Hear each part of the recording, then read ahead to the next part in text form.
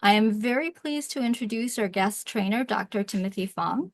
Dr. Fong is a professor of psychiatry at the Jane and Terry Semel Institute for Neuroscience and Human Behavior at UCLA. He is the co-director of the UCLA Gambling Studies Program and is board certified in adult and addiction psychiatry. And with that, I'm going to turn it over to Dr. Fong. Well, good morning. Thank you, Agnes.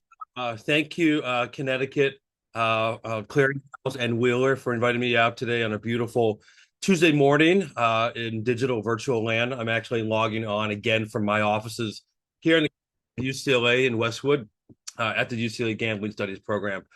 This is a really terrific, wide, diverse audience. A lot of folks I've not met. I see you, Brian. So I know Brian Hatch through the years of doing work. Just a bit of background about myself. So I'm actually from Chicago. I went to Northwestern at medical school, and I came out to UCLA 1998, nearly 27 years ago, and did 4 years of psychiatry residency here. During that entire time in psychiatry residency, I did not see a single person with gambling addiction, or at that time, that was called problem gambling or pathological gambling.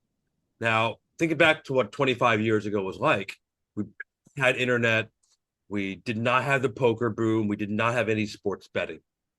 So in the span of about 25, 26 years, we've gone from gambling being a pretty rare behavior, usually seen in mental health or addiction or really anywhere, now to something that you cannot get away from even if you wanted to try. So it shows you how much the world has changed in terms of normalization of gambling behavior. One quick thing. I don't know if you are all fans of John Oliver, but just this past Sunday, he had an episode that featured his opinions about sports betting. And it's worth a watch. If you are in recovery, it's a little bit triggering, but it's actually a very interesting perspective on how gambling has emerged and how it's expanded into American society. But really, today, what I'm going to focus on is kind of what I do when the Zoom opens or when I'm seeing patients. It's really talking about treatment principles. I understand you all do a lot of prevention, you do a lot of treatment, you do a lot of education, you do a lot of administration, maybe a little bit of research. So I have a little bit of something for everybody. So even though you may say, wait a minute, what am I going to do with mushrooms if I'm working in a state office? Or how could magnets in my job in the library? And, what about medications? And I really want to give people a tour de force of what we're doing in understanding gambling treatments as it says here. I should also qualify that Connecticut, I was just thinking about how it ties into my career in gambling. And it really starts with some of the mentors I had early on in my career. Dr. Nancy Petrie of University of Connecticut, who was a pioneer in gambling treatment. She did pass about maybe, I think, almost 10 years ago, but she was a absolute wonderful person that taught me a lot. As well, Marv Southard, who pioneered a lot of those self-exclusion programs, listing back then, even in the late 80s and 90s. So that holds a special place in my heart. All right, so with that, let's get started. And along the way, I think what we'll do is go ahead and put your questions into the chat box, and we'll have plenty of time for interactions at the end. I have about an hour's worth of content. It'll go quick, and then we'll have some interactive. And I want to learn more about who you are, what you do, and what's happening out there in Connecticut as well. All right, so really three things here to emphasize, talk about these emerging treatments that we're using in mental health as well as in addiction treatment to see, does that have a role to play in treatment of men and women with gambling disorders? So the four that we're going to look at are transcranial magnetic stimulation, ketamine, psilocybin, and glucagon receptor agonists. Again, magnets, mushrooms, medications. So with that, first, the way I think about this is very simple when I work with med students for the very first time, or really with any patient. I'll say, look, we know that gambling disorder now is an addictive disorder. It is comprised of three reasons why people develop this condition: biological, psychological, and social risk factors. Therefore, it has to have biological, psychological, and social treatments. And it's about as simple as you can say. And I think for a lot of us when we think about that, we're like, well, that sounds great, but how do I, as a non-physician, do the biological treatments? And we're going to get to that in a second, but one of the most important biological treatments, of course, is sleep hygiene and healthy nutrition and things like that. So treatments for gambling disorder, I divide biological, psychological, and social. So if you were to work with me inside a 45-minute session, then we would be focusing on those three areas of what are we going to do to help repair those areas that are impacted that create this condition. So current things that are available in our toolbox for biological treatments for gambling disorder, we do not have any FDA-approved medications. And you think about all the other addictive disorders, we have medications, tobacco for sure, alcohol, yes, opioids, yes, cocaine, amphetamines, cannabis, no, but we have some that work a little bit. But when it comes to gambling disorder, we do not. One of my very first research projects was back in 2000, where we were looking at a medication for gambling disorder, and it worked, but it just wasn't going to work enough to make it into FDA approval. So I don't think we're going to get one, I think, in the next 15 to 20 years. However, that doesn't mean there aren't medications that currently do work and impact gambling behavior. They're just not, quote, FDA approved. And I've listed a few of these that you may have heard of. Naltrexone, of course, we use for alcohol and opioid use disorder. Lithium that we use for bipolar disorder does seem to impact gambling on its own. And some other interesting, amino acid stuff that we call kind of cognitive enhancers and various things like that. So there are some medications that can directly impact urges and cravings and reduce gambling behavior. But again, sleep is probably the best biological treatment, I think, for addiction and mental health. And it's interesting to me as I've gotten older, I've gotten a lot more simpler in kind of my biological treatment approaches for addiction. It's simple. It's amazing how simply moving from, say, 5 hours of sleep to 7 hours of sleep over the course of a couple of weeks will repair a tremendous amount of neurotransmitters and neurochemicals, and that's it. Oftentimes we'd say, well, it's not that easy to get good sleep, particularly if you have sleep problems. But when we don't emphasize it and when we don't talk about it nearly enough, then of course people aren't going to just adjust themselves on their own. Physical movement is a major part of our biological treatments for addiction and gambling disorder. I had a person yesterday I was seeing in my outpatient practice, 29 years old, young guy, fit, no medical problems. I said, when was the last time you did any sort of physical activity or physical movement? He said, on purpose? I said, yeah. He said, 2019. It's been 6 years since this man has actually exercised beyond 30 minutes a day. He works from home, and we calculated that there were some times that he would stay in his apartment for 72 hours straight. So under no category do we think this is going to be healthy, right? So it is a biological treatment to assign physical movement to get him moving and going out there to repair his psyche. And lastly, food as medicine. We've been neglecting this in medical school for many years, talking about what happens with highly processed foods and what that does to increase stress and inflammation in the body. We know that. But I think we oftentimes forget the neurotransmitters that are impacted by addiction are what? Dopamine, serotonin. These are all created by the foods we eat. And I think too often people forget that, how simple that is. And even the neurotransmitter receptors, they're generated by the foods we eat. It's not like the body just creates them out of thin air. They create them with the building blocks of what we eat. And again, years of hearing this, I'm like, yeah, whatever. But then when you actually start to look at the data and you start to ask patients what they eat, and I'd be curious how many of you in mental health and behavioral health actually say, hey, walk me through what a typical meal is. Guy yesterday, again, 29-year-old. So his typical eating pattern included skipping breakfast, having 2 cups of coffee on an empty stomach, at lunch having a bag of chips. Now, he would say he'd go for baked chips, not fried, but it was chips. And then in the middle of the day, he would often DoorDash and get something from, McDonald's or, some fast food. And at night, he then would DoorDash again and get something real heavy and saucy. So just from a biological standpoint, imagine what that does to your body when you have ups and downs and you're not taking in everything that we learned back in kindergarten about healthy food stuff. So that's how I phrase biological treatments currently. Psychological treatments, and again, this is a whole world in of itself. People ask me, what is the best psychological therapy for gambling disorder? What is the one that is above all the best? It turns out none of them are. They all work very well.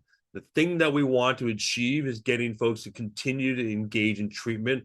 So the longer they stay in treatment, the more likely they're going to do better. We also know through the work of Dr. Nancy Petrie, many folks did very, very well just after a single session, 15, 20 minutes, 1 hour, 2 sessions of motivational enhancement therapy. Meaning, again, I know a lot of you do prevention work. Well, sometimes prevention work can be as little as a 15 or 30-minute session. And some, even though that's not documented anywhere, that's an intervention that can alter the course of that disease showing up. That's tremendous. So what really matters is being able to develop a therapeutic alliance, being able to understand what the client is going through, high levels of empathy and sympathy and compassion. And what I apply in the psychotherapy that I use are principles, again, of mental health care and addiction care and things that we've learned over the last 25 years. When I first started doing work in gambling disorder, a lot of this was very traditional. You have to want it to get better. You have to hit rock bottom. There was a lot of, well, if you relapse, you got to go back to day zero and things like that. And we've realized that stigma and shame are so powerful in gambling disorders that isn't always the most helpful approach, I think. All right. Third, biopsychosocial causes, biopsychosocial solutions. Here's what's currently available under the social treatments for gambling disorder. Of course, we have Gamblers Anonymous, both in person and online. We have peer support and recovery, which I think over the last 15 years has really emerged as a really powerful force. These are folks with lived experience, not necessarily doing it in a group setting, but doing it anywhere, over the phone, at the donut shop, outside the casino, in the neighborhoods. Very powerful support tools for recovery. Community activities that encourage recovery. Again, that young man I saw yesterday, 29, he has one girlfriend that he sees about twice a week. And outside of that, works from home, so he doesn't have any coworkers that he goes out with. And he doesn't have really any friends and connections at all in LA. So, of course, we know that addiction and mental health is a condition of loneliness. And this is where the social treatments had to be prescribed. And I think living in LA, I can tell you 15 million people around us, it can still be a very lonely and isolating city. And I think that's super, super important for us to recognize how the treatments for social treatments include partnering with local community activities. But unique to gambling treatment, self-exclusion, of course, where you sign up and to, say, a brick and mortar casino, and you're no longer, you're banning yourself from playing in those casinos. And of course, now this new world of digital therapeutics where we have softwares that block your ability to go on to gambling websites on your phone or on your laptop. Or we now have some very interesting recovery apps out there that give you behavioral tools 24 hours, 7 days a week to help support your recovery. So that's our current menu. It's pretty good, right? But we need more. And why, and what are the areas that we have limitations of our current treatments for gambling are the following. Number one, it takes a really long time to develop treatment to go from the research lab, like for instance here at UCLA, into the hands of people to actually use it. And in our field of gambling studies, we know that there's a tremendous lack of funding. I'm speaking to the choir on this. No national funding, limited state funding. And again, in a day and age where, at least here in LA, where eggs are $10 a dozen, it's hard to find funding to do these things and get things done. We know that oftentimes with men and women with gambling disorder, the co-occurring disorders are often missed or the treatment options are limited. So we end up having, a split care and not accessing care as well as we'd like. But the funny thing is, and it's been difficult, we built a state-funded treatment program here in California for the last 16 years.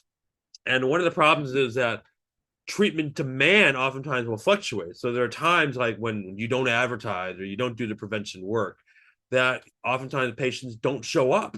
And surprisingly, how could that be when we know that 1 to 2% of the population is suffering? Well, again, it's a condition where people, again, either don't know they have it, but don't want to stop, or again, they view gambling as a solution, not the problem. And that leads to people not to seek treatment. So what happens is by the time people call my office, things are really, really severe. We're talking, you know, very, very high degree of gambling problems. And one of our challenges is how do we get folks who are in the earlier stages of their gambling disorder within the first few months or even within the first few years to come into treatment rather than wait 5, 6, 7 years before they come in. All right, emerging treatments. And I'll start with this, magnets. And for those of you who I can see, how many of you have had a client or someone in your lives that have actually received transcranial magnetic stimulation? And if you go ahead and raise your hand or put your reaction in the box if you had anyone with that experience. Just kind of curious how many folks have gotten that out there in Connecticut. Okay, one or two. So here's the background story. So transcranial magnetic stimulation, if you've never seen it in person, this is a visual of what it looks like. It's a handheld device, and I'll walk through what it does. It's applied to the various parts of the head and brain that will stimulate brain functioning depending on its placement. Essentially, it's a magnetic coil, and you can see here it's non-invasive, so no needles, no anesthesia, no bite blocks, no flickering lights, no smoke coming out of the machines or anything like that. Very simple handheld device that's placed right up there onto the scalp. And through the power of generating an electromagnetic field, you can see it then pulsate in there to stimulate certain areas of the brain and the brain tissue. Now, it sounds, whoa, whoa, whoa, whoa. What are we doing here exactly? And is this dangerous? How long does the stimulation last for? What happens if, you stimulate the wrong part of the brain? Am I going to grow a fifth arm, whatever, if you have 4 arms, I guess. But the principles of this gentle magnetic pulses, similar to the pulses you might see in an MRI machine, that encourages the brain to start to change itself or restore itself. And this is the part that we're learning more and more and more about. Because what is it actually doing? Is it causing neurons to regrow? No. Is it enhancing communication between connections? We think so. But we also think it's allowing neurotransmitters to be more efficiently distributed and reset. So I think about all these areas of the brain. It's very much like, if you had arthritis and you have wear and tear over cartilage, and eventually things are going to wear down. A knee replacement or a joint replacement will help repair some of those things. I think it's the same way. We're talking about very, very tiny changes that add up over time. So imagine a brain wearing down from sleep deprivation, wearing down from excessive stress, wearing down from not taking care and eating well, wearing down and just constantly be thinking about gambling all day, which generates problems inside the head. This is where having an adjustment with a TMS pulse might actually help. It doesn't affect other areas of the body, so unlike medications where you'll take it and goes everywhere in the body, this is staying local to the parts of the brain. And because you can move the coil around, that means you can stimulate different parts of the brain, whether you the front, the side, or the back, and therefore target different levels of brain functioning. So one of the things that's important here is that how it's done. This is done as an outpatient. This is done usually in a session where you have to go into the office 5 days a week. And usually for most treatment programs that do this for depression or anxiety, they'll do a session like this 5 days a week for about 6 weeks. You may say, wait a minute, that's a lot of effort. Do I have the ability to go into an office that much? I mean, who's got the time? Who's got the ability? And here in LA, the traffic is unbelievable, right? And it's $16 to park at UCLA. And suddenly that gets to be very, very difficult. But it becomes a lot less expensive than, say, ECT, being in a hospital for 6 weeks. And nowadays, we're starting to have more and more TMS clinics opening up within where people live. So it's within 5 or 10, 15 minutes of their house. Then they can also then do the session, schedule it during their day, and then go back to work because it doesn't require a 4 or 5 hour sort of treatment. Um, right now, TMS is approved for the treatment of major depression. It's been so for almost 17 years. It's also approved for OCD. Okay. And there's been studies to say that it could be useful for PTSD, pain, tinnitus, and smoking cessation. Now, this is a rare one. Many people don't realize that TMS is approved for smoking cessation. So you put all that together, you can say, I wonder if it would be useful for gamblers because many gambling disorder folks have those co-occurring disorders, right? Therefore, it's got to have some possible signal there as well. So NIDA, National Institute on Drug Abuse, thought about this as well. It said, you know what?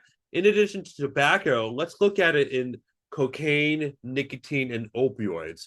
And those trials are ongoing right now. We have a couple here at UCLA, meaning that the idea is that if we could put the TMS device and target that brain region that we know is impacted in addiction, the midbrain, the nucleus accumbens, the frontal lobes, and if we could manage the symptoms of addiction, wouldn't that be a really important tool in our toolbox? Something to reduce urges, something to reduce cravings, something to reduce and improve cognitive ability and flexibility and ability to use the lessons that they learn in psychotherapy.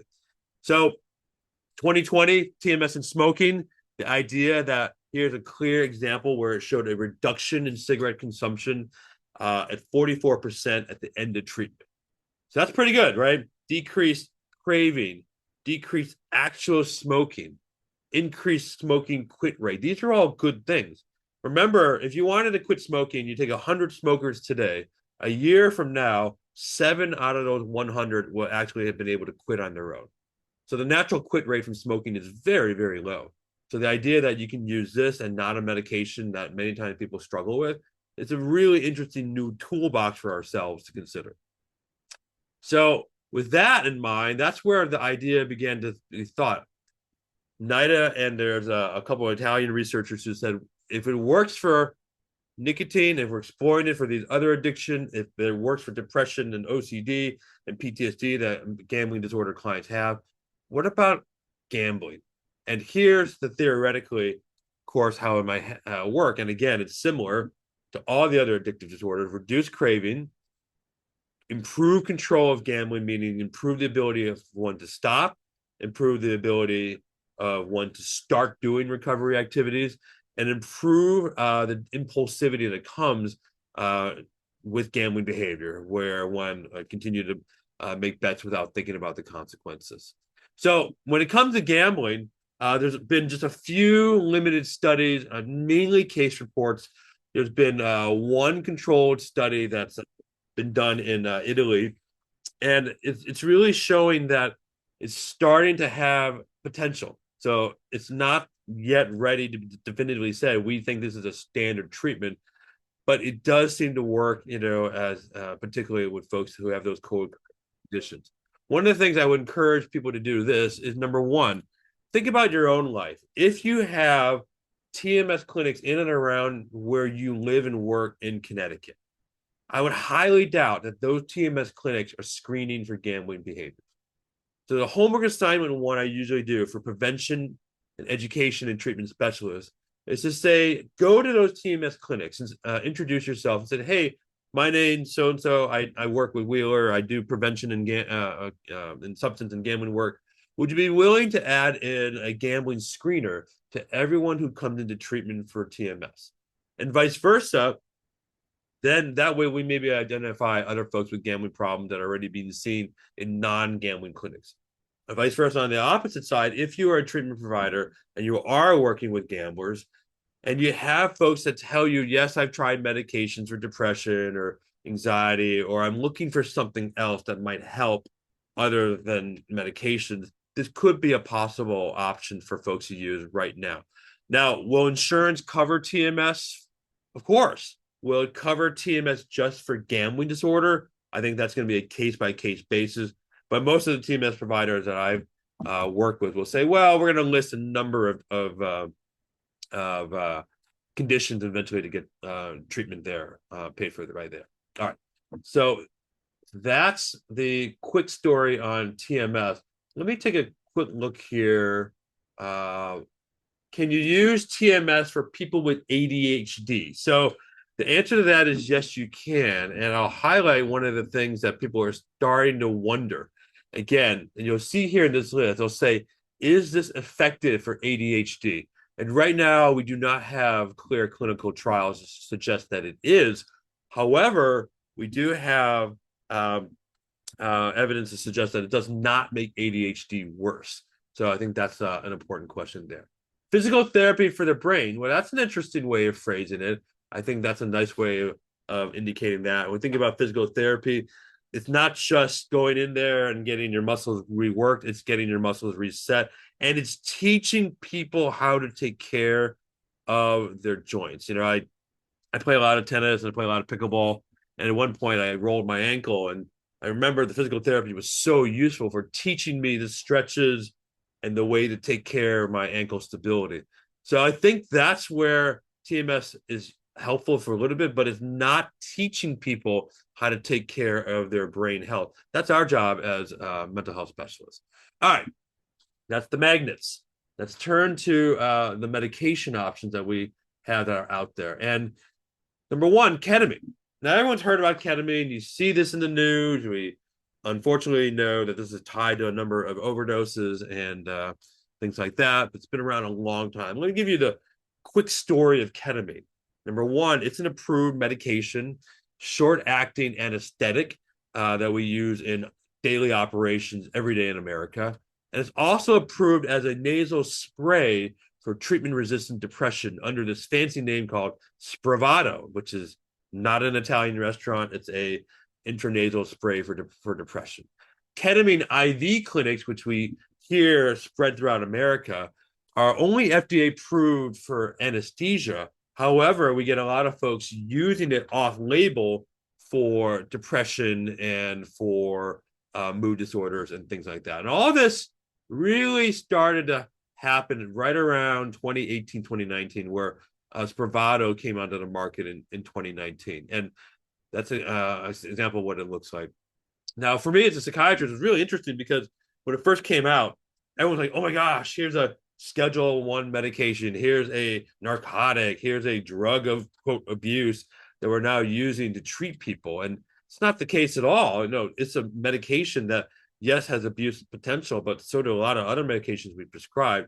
It just has a very unique mechanism of action. So the FDA has said, well, we know that it's FDA approved for depression, and we know it works for pain, and we know that lots of people are using it, but we're not ready to say it's safe and effective for mental health conditions other than depression. So right now, commercially, ketamine is available in a lot of different ways. The Spravato as a spray for depression, the IV, again, for anesthesia and for mood disorders, even though that's off-labeled, injectable ketamine powder that you can make up and put it into your drink or take it as a capsule. So you might hear clients talk about a wide variety of how they get ketamine. So that's important to kind of figure out and to hear from them how they do that. Okay, so when it comes to ketamine for treatment of addictive disorders, there's a whole area of study over the last 15 years, and I'll summarize it as this. There's enough clear data that ketamine as a compound does seem to be helpful for antidepressant and anti-suicidal effects. So we know that, and that's why it's FDA approved for depression. We know, however, that what we don't know, however, how long do these effects live? So, for instance, when you get the nasal spray for ketamine, if you're suicidal, we see an almost immediate anti-suicidal effect, and which is incredibly important to relieve lethal emotional pain. But the question is, how long will that last? The same thing goes true when folks are getting an IV ketamine. So here in LA, as you can imagine, there are a number of these ketamine clinics that patients will go in and they'll get IV ketamine administered to them, on a Monday. And then they're told, oh, come back whenever you feel more depressed. And so it's kind of like one of these fly by night kind of, seat of our pants kind of thing where they get on a Monday and maybe their depression goes away and then they'll come back like a couple weeks later and get it again. And that's kind of how these ketamine clinics will run it based on, case by case basis. But when it comes to addiction, the basic science is actually relatively interesting there as well. Same thing that is showing to reduce for cocaine use, cravings, motivation to quit goes up using less cocaine. Same thing, long-term improvements from alcohol and heroin, reduce opiate withdrawal intensity. So you say, wait a minute, for the other addictive behaviors, cocaine, alcohol, heroin, that it does seem to have a benefit. It does seem to have an effect. So therefore, it must be useful in all addictions together, right? Well, with that mindset, when it turned to gambling, it was a similar story. And Dr. Grant out of the University of Chicago published a case report of a person with refractory gambling disorder. And here's what happened when they took intravenous ketamine. So he described a case of a man who went 4 sessions of IV ketamine over 2 weeks, like a Monday, a Thursday, a Monday, and a Thursday. Got it IV delivered. And again, remember, this is all off label, not FDA approved, not illegal, but again, it requires a lot of medical monitoring and things like that. He had a gambling disorder symptom measured on a scale called a pathological gambling Yale-Brown obsessive compulsive scale. Go down from 31 to 730. The higher, the more severe your gambling symptoms are. So here's a case where he said not only did they improve quickly after just 4 doses, reducing from 31 to 7, but that improvement lasted for the next 6 months. So that means, imagine if I got treatment in March, that it would last all the way to Labor Day to actually reduce my urges, my cravings, and my actual gambling behavior based on 4 administrations of ketamine. Well, of course, that sounds interesting to all of us. Of course, that would be a toolbox we would want, right? Wouldn't we want something that could have a powerful effect that lasts for 6 months? Well, that was just a case report of one, and so it merits further study and repeating that further on.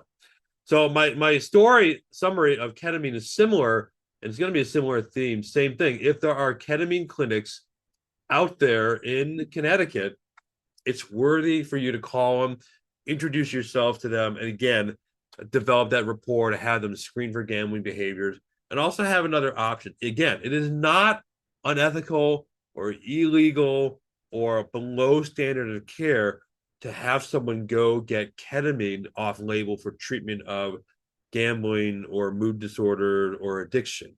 We just have to be cautious, and we just have to make sure that we're doing it in a way that's safe. One of the downsides I see, unfortunately, with ketamine here in LA is that it's often sold as a panacea. It's sold as this will cure your whatever. And that's, I think, not standard of care, and that's actually more harmful than good. All right, quick pause there. We'll turn now to the medications of the day that everyone's super excited about and wants. You can't, go a day without hearing about this on the news. That's glucagon-like peptide 1 agonist, or very fancy medications that we see that are being used for weight loss and diabetes. The first thing to remember is, why is it so complicated? Because there's about 8 or 9 of these different medications out there in the market. They all have very unique names, right? They're not the easiest names to remember. You might recognize some of these: Ozempic, Mounjaro, Wegovy, Saxenda, Victoza. Some of these are injectable. Some of them are by pills. Some of them are very expensive and hard to find. Some of them you can get through mail order and have it delivered to you, in your mailbox. But it's really created and sparked incredible wave and change in our nation's culture by just having these medications available. When I was in medical school back in the 90s, there was a big national rage on fen-phen. I don't know if people remember that. And that was a medication for weight loss that was going to cure national obesity and weight issues. And it did for about 2 to 3 years. It was very popular. Unfortunately, it had a side effect of pulmonary hypertension that led to cardiac death, and they pulled that from the market. These medications have been around for much longer than what people think.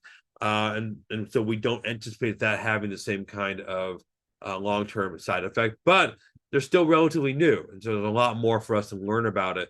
I would call this really still within the first 10 years of these medications being available on the market. So what are they and what do they do? So the two most common ones that we hear about are Ozempic and Wegovy are approved for type 2 diabetes and Wegovy for weight loss. There are a variety of other things. They're usually approved just for two things, weight loss or diabetes, right? And what they are is that they're medications, glucagon-like peptide 1 agonists. So they're a compound that when they injected or ingested into the body will bind to a receptor that's located throughout our body called the glucagon like peptide 1 receptor.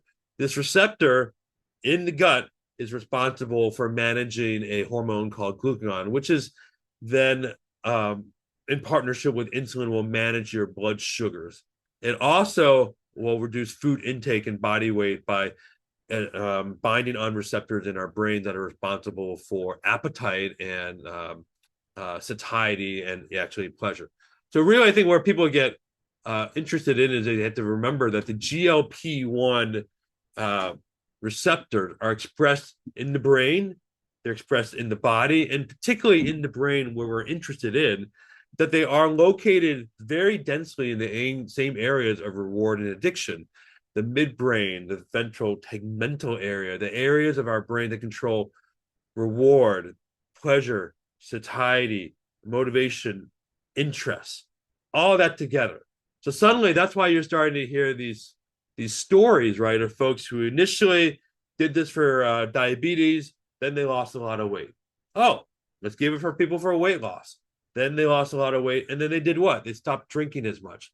Oh, let's give it to people who drink too much. We found that they started to reduce their drinking, and what happened? They also started to eat less and also started to gamble less or started to look at spend less money. And I think that's the story that's going to be very interesting.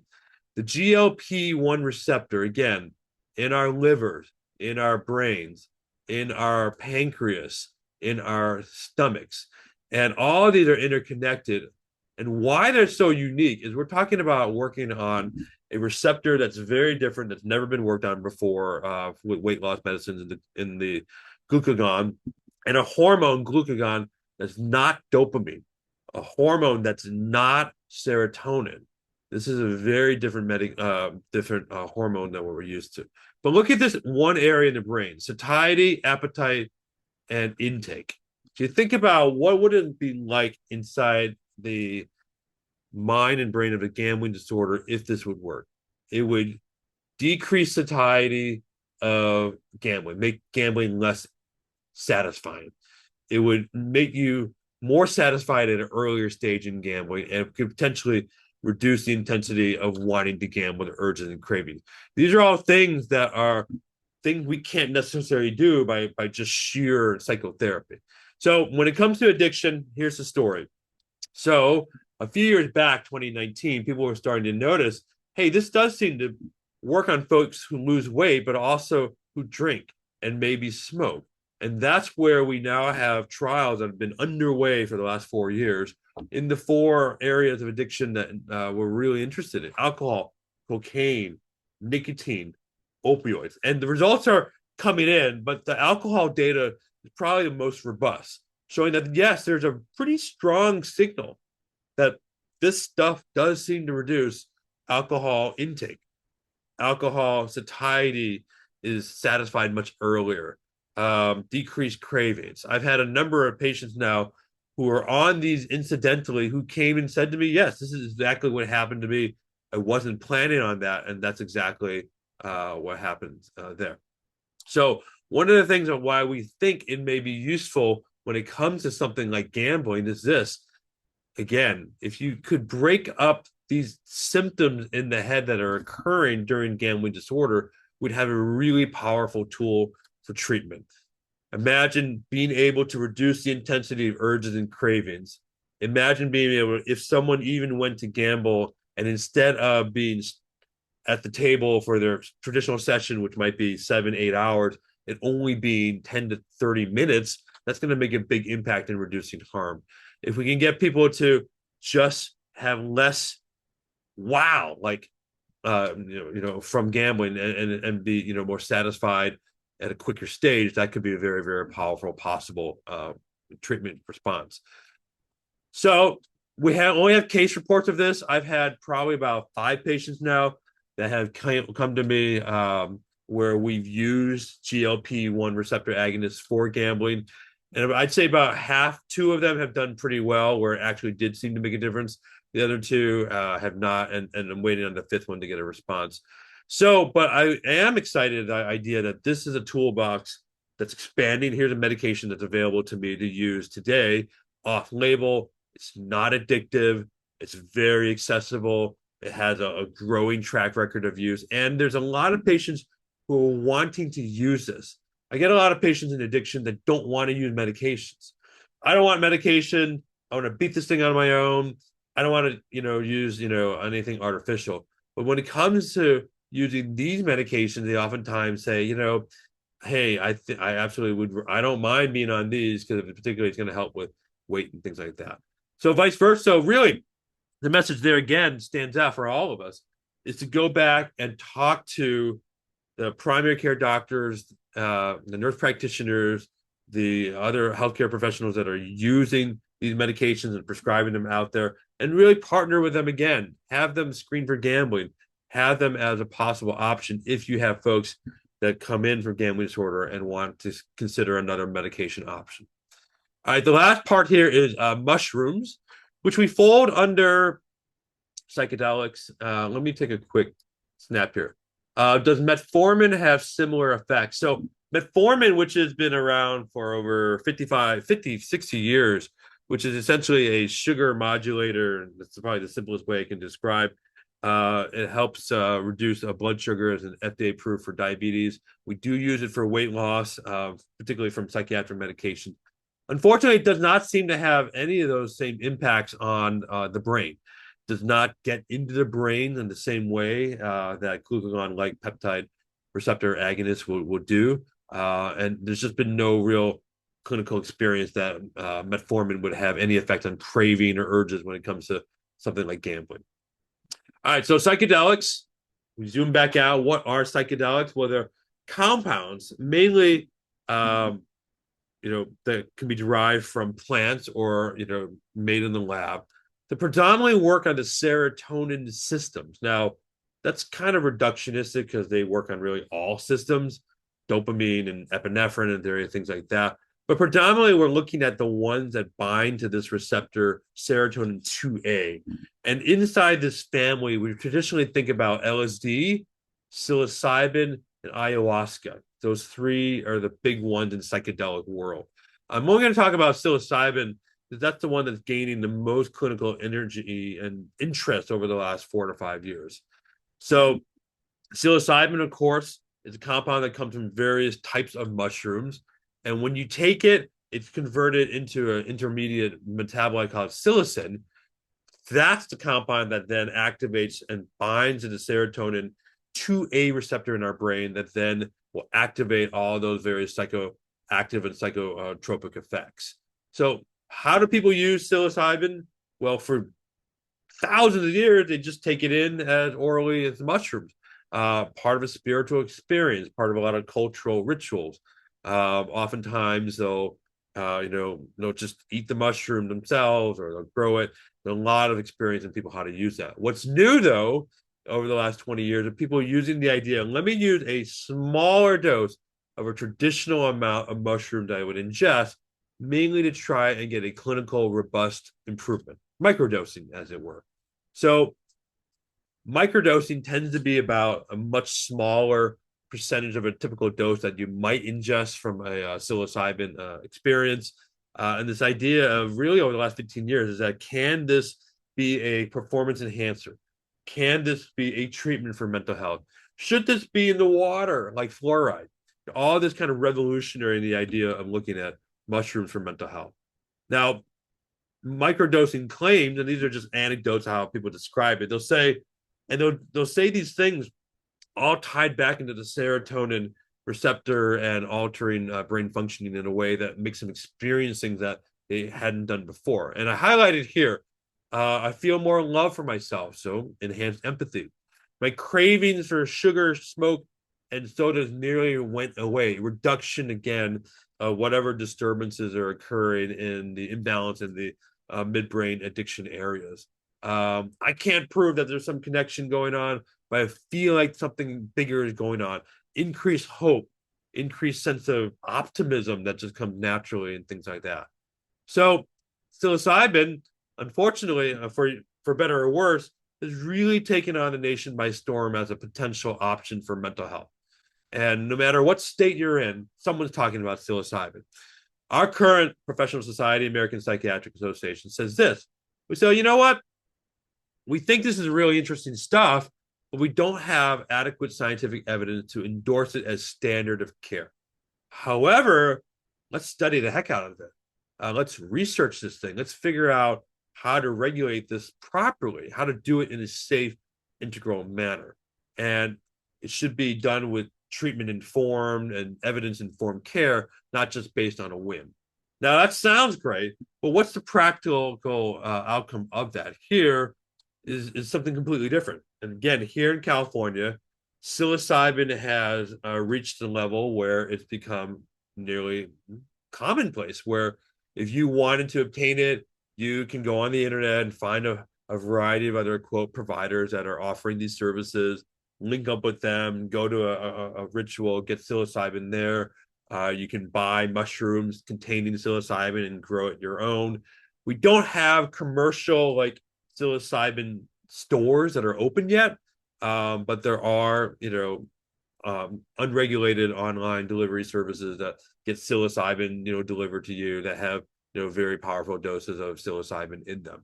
So put that together, again, a very interesting compound that we think has some therapeutic potential, but we're not quite ready to say, yes, it works. Preliminary research says that for the addiction side, it could be useful for tobacco. We actually are funding working on a study right now in our lab across the hall, looking at psilocybin for cocaine use disorder.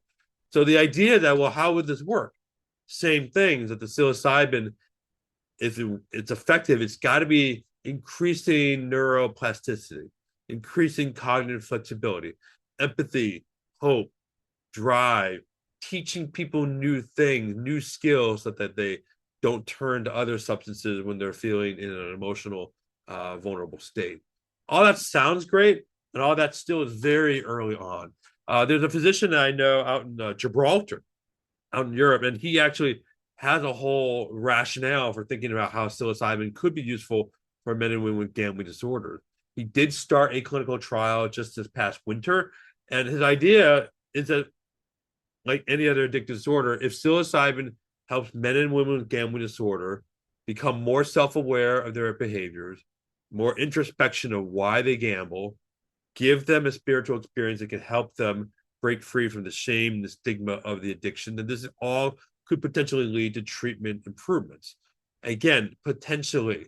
One of the things that we want to be very clear about is we don't want any of these emerging treatments necessarily to take away from people doing standard treatments first. The problem with psilocybin, again, and throughout America, it's a Schedule I drug. That means a ton of regulatory barriers to do research on it. We have a lot of states that are, I shouldn't say a lot, we have several states that are decriminalizing possession and sales, meaning it's becoming more normal. Meaning what happens, kind of like the cannabis story, the perception of harm is going down. And when you have perception of harm goes down, people will be more likely to use, at an earlier stage. We have big mushroom as an industry that's emerging to say, hey, here are some naturally grown products we think can just help every person, regardless of whether whether they're taking it for depression or not. And so it's a very evolving situation. We don't have any, psilocybin approved products that are available as prescription based. We have a couple of synthetic psilocybin products that we're testing. But again, nothing like, ketamine that's FDA approved for pain or anesthesia. So you put it all together, you say, what do I do about that?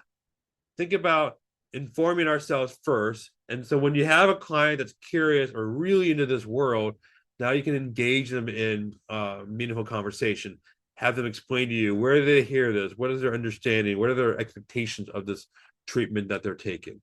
All right, so let me put it all together, and I know that's a lot of info, but I want to leave plenty of time for Q&A and thoughts, is this. Emerging treatments, we had magnets, we had mushrooms, we have new medications out there that are happening. Other resources for you moving forward if you're doing prevention work or treatment work. Number one, take a look at our website, uclagamblingprogram.org. We have a ton of information from our California State Treatment Program. We have facts about who comes into treatment. We have treatment reports. We have our self-help workbook that you can download in 30 different languages for folks who are wanting to stop their gambling right away. We have a batch of videos and various media pieces in there for gambling education and things like that. Just released this month, my colleague and co-director of the UCLA Gambling Studies Program, Dr. Richard Rosenthal, who's been providing care for gambling disorders for over 50 years, has finally written kind of his tell-all book, and it's called From Self-Deception to Self-Forgiveness, Gambling Addiction, A Guide to Recovery. It's meant for anyone experiencing in the journey of gambling addiction, whether you're the patient, family member, or the therapist. This summarizes a lot of his clinical experience about gamblers and the psychodynamic work he's done over, again, 50 years. It's only $12 from Amazon, so consider that as a great, easy read, and particularly if you're new to the field of gambling disorder and want to understand the mentality and the psychology of what folks are going through. And we have a very fancy QR code. I'll make sure you have all the slides available here today, but if you put your phones up right now, you can take a look at that QR code right now and move forward from there. Okay, that's all our partners. That's my information here at UCLA. That's my UCLA cell and my email, as well as my contact information. If you want to put it into your phone, go ahead and QR code scan that and add that in. I always like to hear about what people are doing and what they're seeing in the streets out there in regards to gambling and mental health and addictions. And then we'll kind of go from there. All right, so with that, that's about an hour of content, and I want to make sure we have plenty of time. We have about 25, 30 minutes almost for Q&A, and I have a bunch of other stuff that goes from there. All right, so with that, let's go ahead and turn to the Q&A. You can either go ahead and put yourselves your questions into the chat box or your comments, or at this point, if you are and want to go ahead and just raise your hand and unmute yourselves and introduce yourselves, we can do that one by one.